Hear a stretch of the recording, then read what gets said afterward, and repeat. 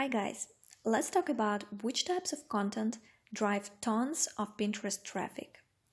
This video is the secrets video section because it's a fundamental video and I want you to take it seriously because it can be a game changer for your entire blogging journey. You have to understand which types of content work the best on Pinterest, and you have to start feeding your account with these types of content to get the maximum traffic possible from this platform. What is strange for me to see is when people start blogging, they claim that they want to make extra income. And then the second thing they say is that they want to blog about their daily life or about their hobbies. And unfortunately, if their hobbies or their daily life is not something that is popular on Pinterest, then they just keep blogging about it for 6 months or a year until they get disappointed because they don't get any income. They realize that their blog barely makes enough to cover their hosting and domain expenses. And by the way, when you go to your 9-to-5 job, are you questioning what you have to do there to make money? No. And I believe that's how people should think about blogging as well. You should see blogging as a job, as a comfortable job that you can do from your home while raising your kids, but at the same time, it's a job that should make you money. So to monetize your blog, you should look at what your audience wants to read about, not what you want to write about. Now, I wanted to show you which niches really work on Pinterest. When I started my blog, I was focused on posting content for bloggers, and my traffic wasn't growing, it was growing too slow. So around September 2017, I decided that I need to find topics which work great on Pinterest. And I started with seasonal content. I just started writing about DIY, decorations, recipes, and all that holiday season. From September until the end of the year, I had amazing traffic growth. And let me show you which are the most traffic generating posts to my blog. Here is my Google Analytics stats.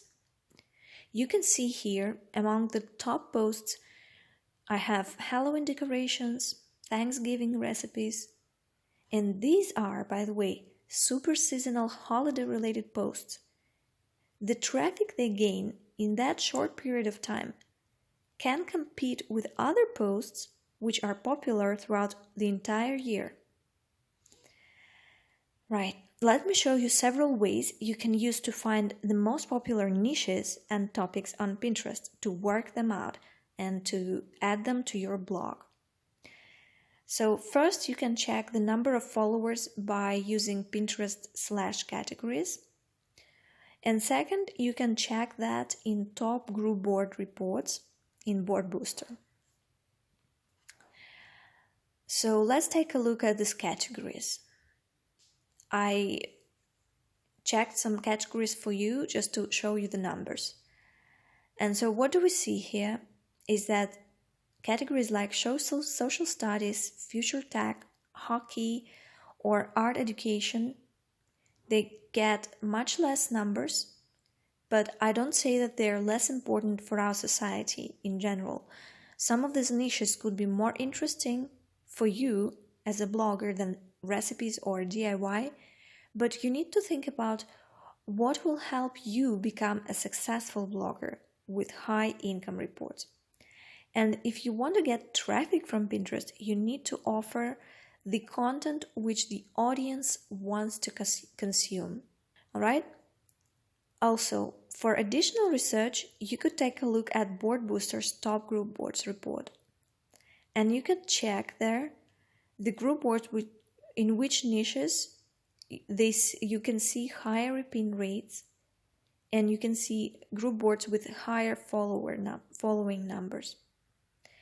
I gathered just some of the categories here to compare the numbers, and you can see that the numbers vary from one niche to another a lot. All right, so let me just show you what niches are available in Board Boosters report, and you'll see the numbers. Right. I know that some of you guys will be disappointed watching this video because you will not find your niche among the most popular niches on Pinterest. Even if your niche is too far from niches like DIY, recipes, decorations, mom stuff, these niches that are easily monetized with ads. By the way, with ads, you're getting paid about $10 per 1,000 sessions if you go with companies like Mediavine or AdThrive. In Google AdSense, I believe they pay much lower than this, so you really want to get into these networks. I wanted to make a side note here. While I was working on my course, Pinterest rolled out the new interface, which shows not only the number of followers, but also the monthly reach for each account. And if you start looking at some popular established bloggers in your niche and analyzing their reach, you will see what is your growth potential. If you're blogging only about blogging or business-related stuff, you might easily get stuck around 200,000 monthly views on Pinterest. That's because the niche itself is not so large on Pinterest yet. Let me just show you for comparison two accounts, Pinterest accounts. Both of those bloggers published very impressive income reports some time ago, like 1 year ago, and then they stopped publishing it. But that's not the point. The point is that we know about these two bloggers, how much money they used to make, and they work in completely different niches. So you will be surprised to see the difference in their Pinterest monthly views and in their monthly income. First, let's look at the account of Chasing Foxes. They are known for rapid traffic growth with their blog, which is basically a collection of roundups on all kinds of topics, from home design to recipes and relationships, whatever. They were lucky to start their blog before Pinterest rolled out the smart feed, and possibly this allowed them to grow their following very fast to about 100, or now it's even more, 138,000 followers, I believe.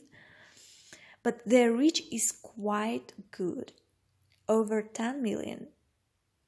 It's absolutely normal for an account which works with everything that is popular on Pinterest. They get all their traffic from Pinterest, basically. They don't even need that many followers, like over 100,000 followers. They don't even need that much to get the 10 million views a month on Pinterest, just because they work in very popular Pinterest niches. In their income reports, they claimed making about $20,000 in the best months, and I believe the main income source for them was Mediavine ads.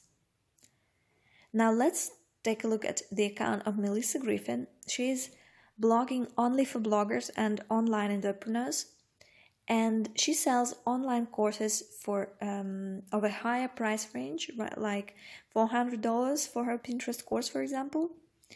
And she claims to make around $200,000 a month, and mostly she gets this money from her courses. So her traffic doesn't rely on Pinterest that much. That was a surprise for me, because she's a Pinterest expert, but apparently most of her traffic comes from Google or maybe from Facebook ads, because she spends huge budgets. She even showed in one of her income reports that she spent over $50,000 in 1 month on ads, Facebook ads. And anyway, looking at her 55,000 followers, you wouldn't expect to see 199,000 monthly views. All right, just to remind you, Chasing Foxes had over 10 million monthly views. Like, if Chasing Foxes have double the following, yes, they do, they have at least double the following, but then you would expect that they would have double of her reach, but that doesn't happen. Why the following the reach of Chasing Foxes is so huge compared to Melissa's, barely 200,000 views per month. That's how the niche affects your Pinterest monthly views. But don't worry about Melissa, as even with her low Pinterest reach, she makes 10 times more income in her niche, right? So she's in business, entrepreneur, online blog, making money online, blogging, this kind of niche, right? And she sells her products. I showed you these examples so you can understand that some niches will give you higher Pinterest numbers, like weight loss, DIY, decorations, etc., but you will mostly make money from ads there, and ads don't pay that much. For some of you working in business niches, insurance, finances, online entrepreneurs, etc., Pinterest is still a great traffic source. It's true that you will get your Pinterest views lower. Whatever you do, they will be lower than those guys in decorations and DIY are getting. But your traffic can be monetized better, as you can sell your own services and products, which are much better priced than $10 per 1,000 sessions, right? Let's move to the next Pinterest secret. See you there.